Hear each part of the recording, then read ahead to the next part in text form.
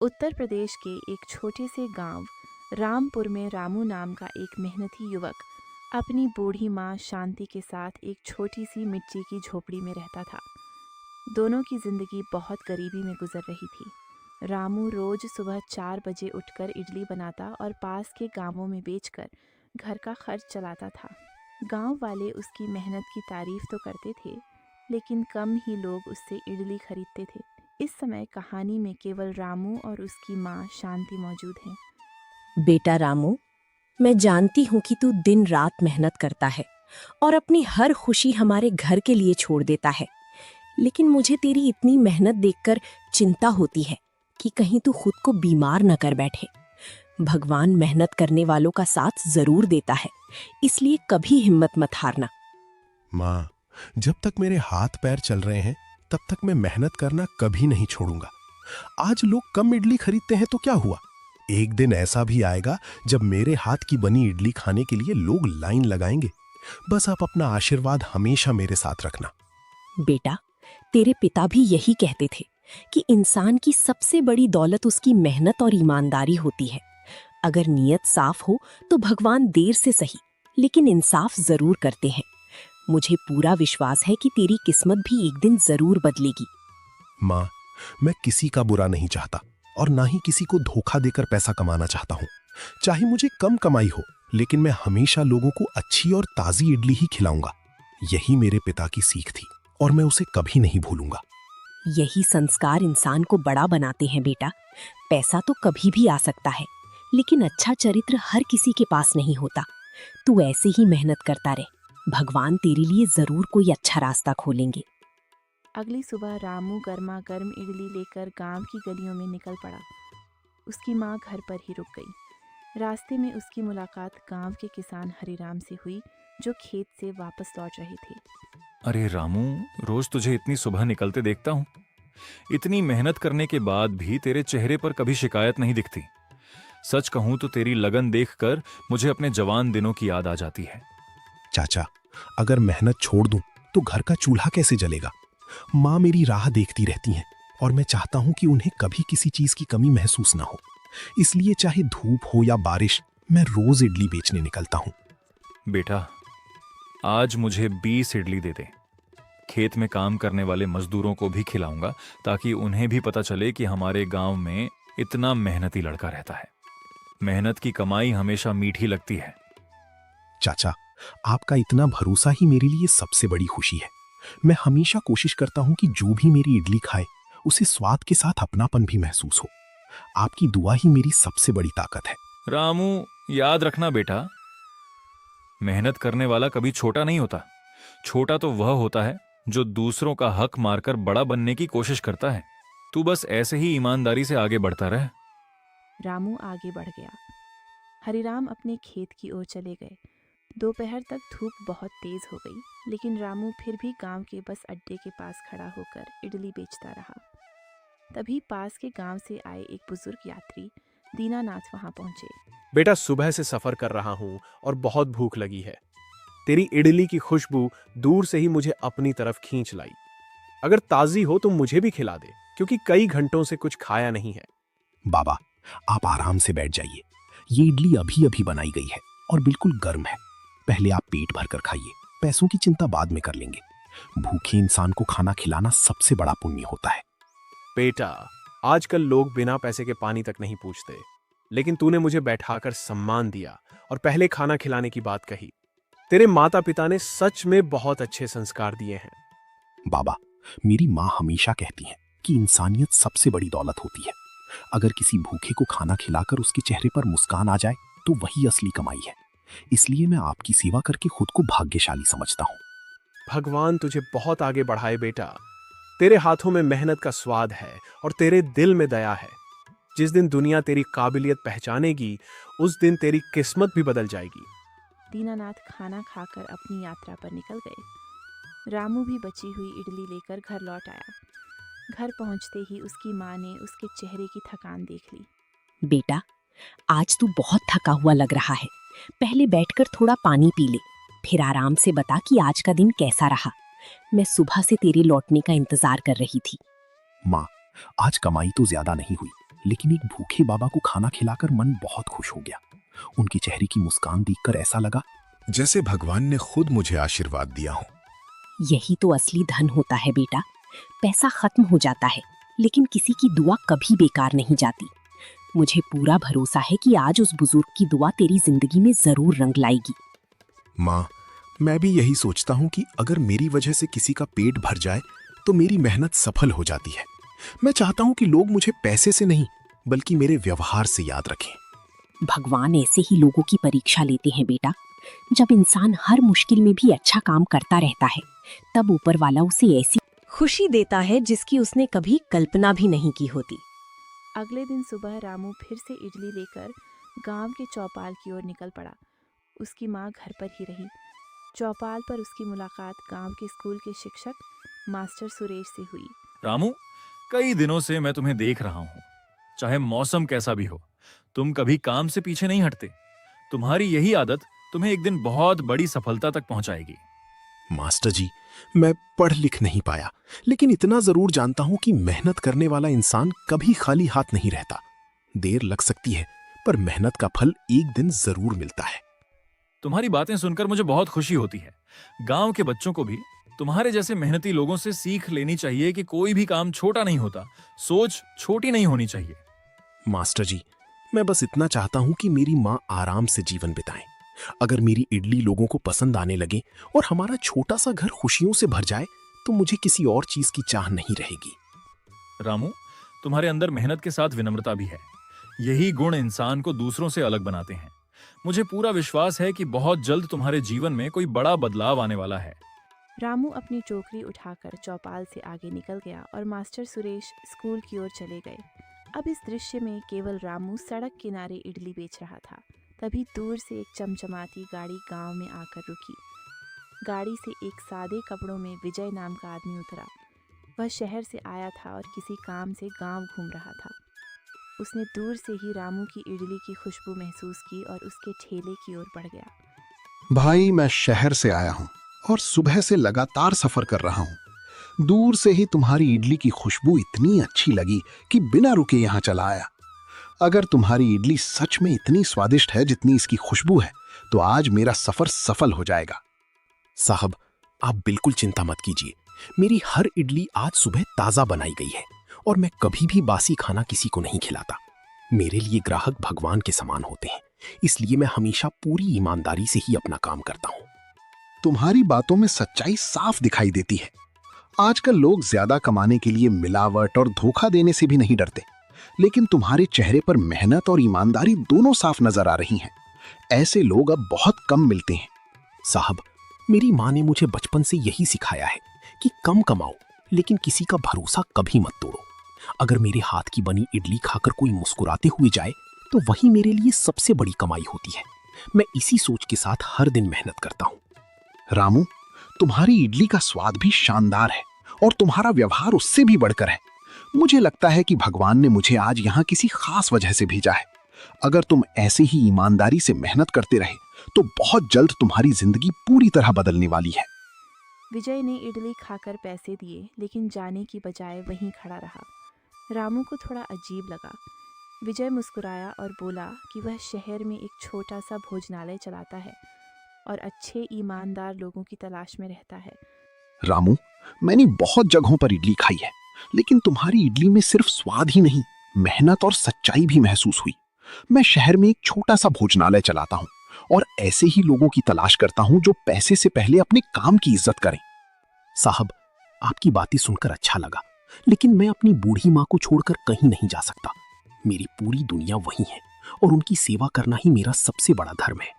अगर उन्हें छोड़ दूं तो फिर मेरी मेहनत का कोई मतलब नहीं रहेगा। मैं तुम्हें मजबूर नहीं कर रहा, लेकिन तुम्हारे हुनर को इस छोटे से गांव तक सीमित देखकर दुख होता है। अगर सही मौका मिले तो तुम्हारी मेहनत बहुत दूर तक जा सकती है।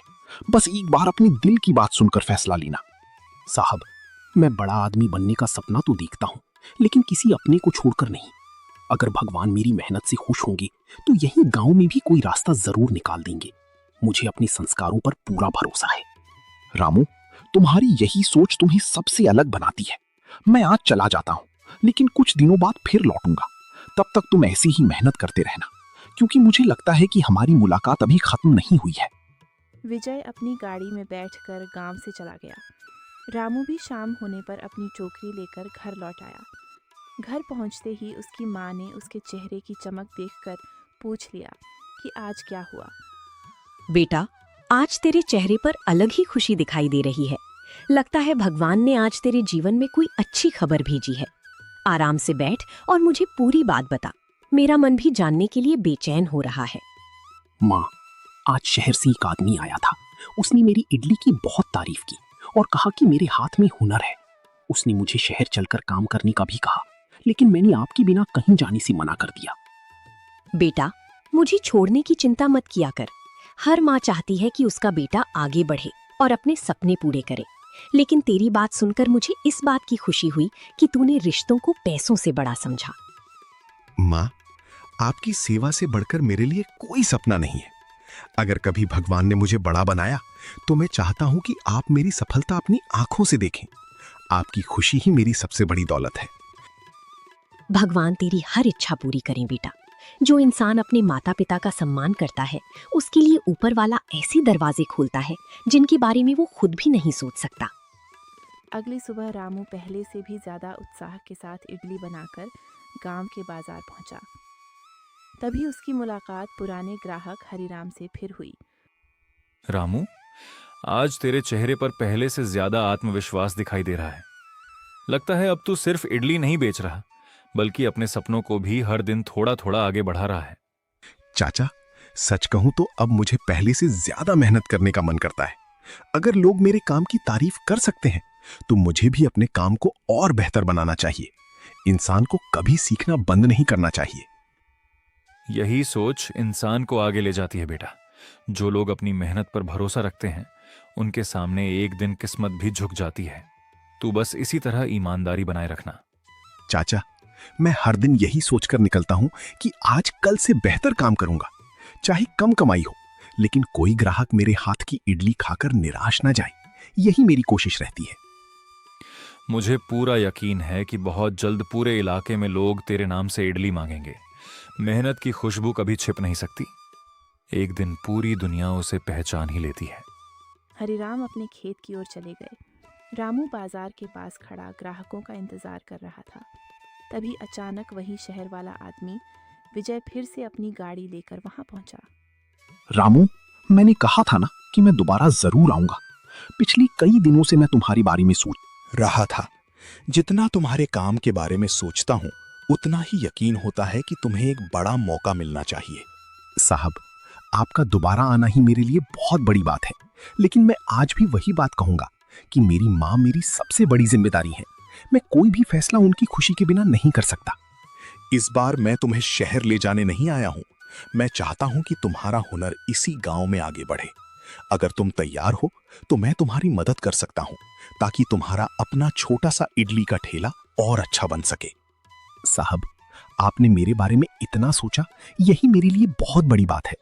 मैं किसी से मुफ्त की मदद नहीं लेना चाहता, लेकिन अगर आप मुझे आगे बढ़ने का सही रास्ता बताएंगे तो मैं पूरी मेहनत से उस पर चलूंगा।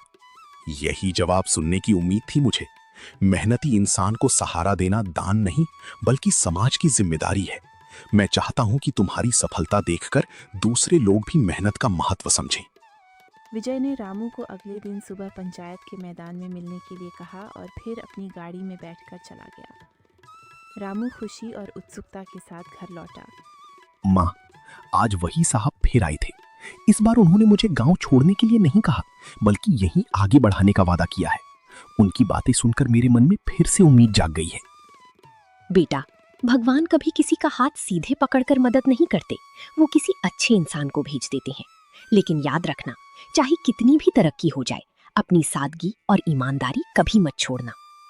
माँ, मैं वादा करता हूँ कि चाहे मेरी दुकान कितनी भी बड़ी क्यों ना हो जाए, मैं वही रामू रहूंगा जिसने गरीबी में रहकर मेहनत करना सीखा है। मैं कभी घमंड को अपने दिल में जगह नहीं दूंगा। यही बात मुझे सबसे ज्यादा खुशी देती है बेटा। बड़ा वो नहीं होता जिसके पास बहुत पैसा हो, बल्कि बड़ा वो होता है जिसके दिल में दूसरों के लिए सम्मान और दया हो। माँ, आपकी हर सीख मेरे लिए भगवान के आशीर्वाद जैसी है। मैं कल पूरे विश्वास के साथ जाऊंगा और जो भी अच्छा अवसर मिलेगा उसे अपनी मेहनत से सफल बनाकर दिखाऊंगा। अगली सुबह रामू जल्दी तैयार होकर पंचायत के मैदान की ओर निकल पड़ा। उसकी माँ घर पर भगवान से उसके लिए प्रार्थना करने लगी।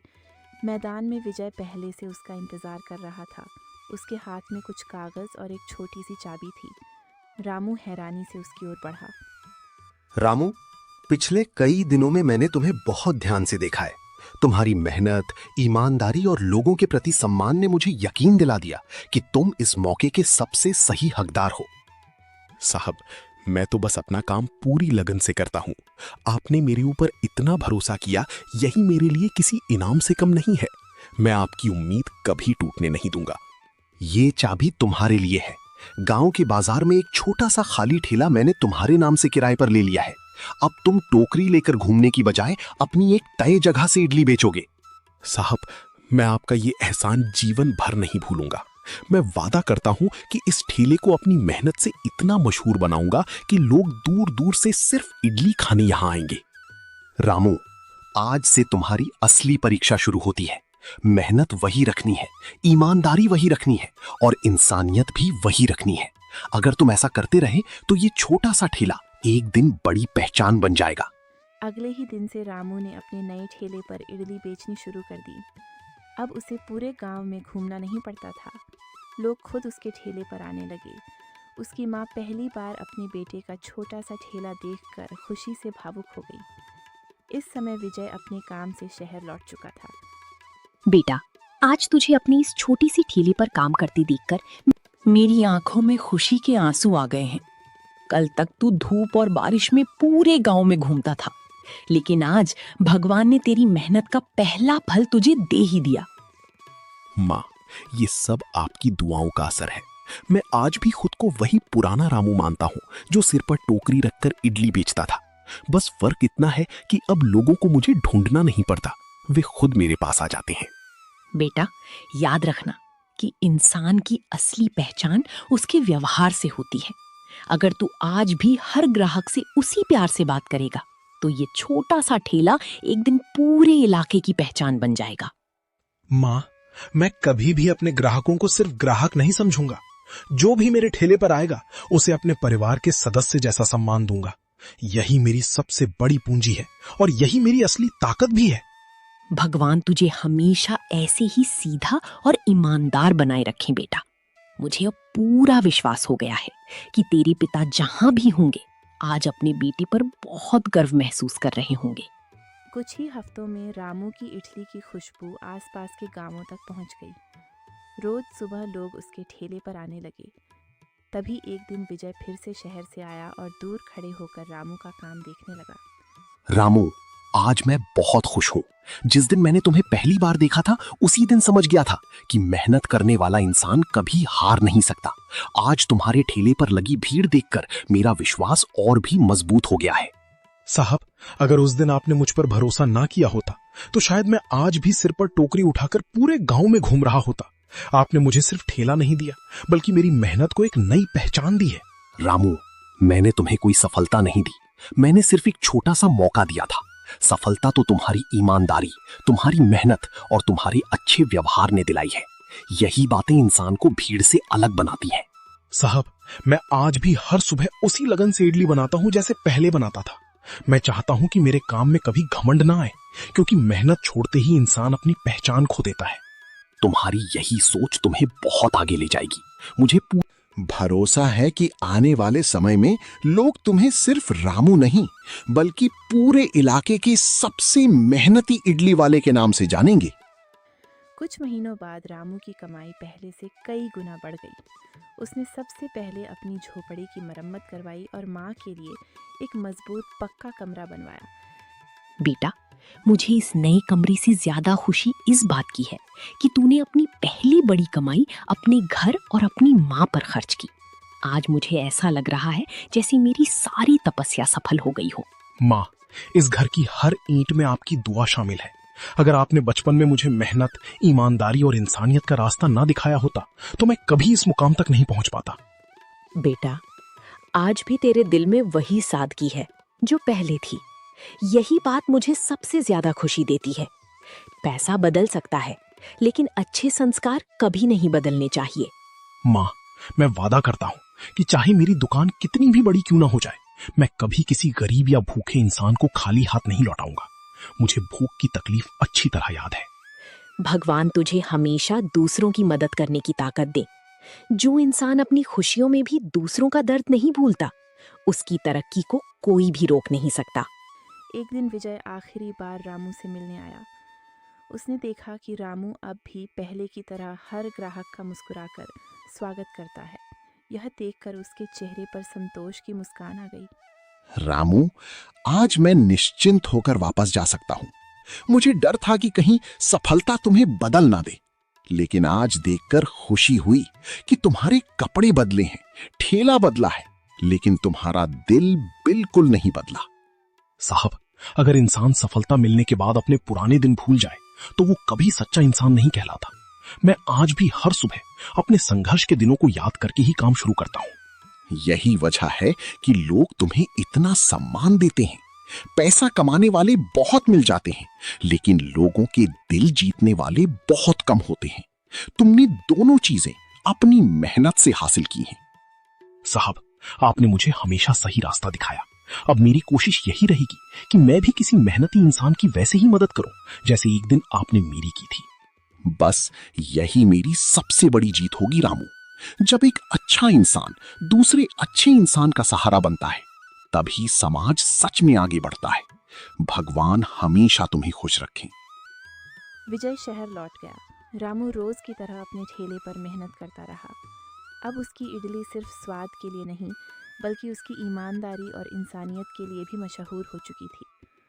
उसकी माँ गर्व से अपने बेटे को देखती थी और पूरे गांव के लोग उसकी मिसाल देने लगे। यहीं इस कहानी का सुखद अंत होता है।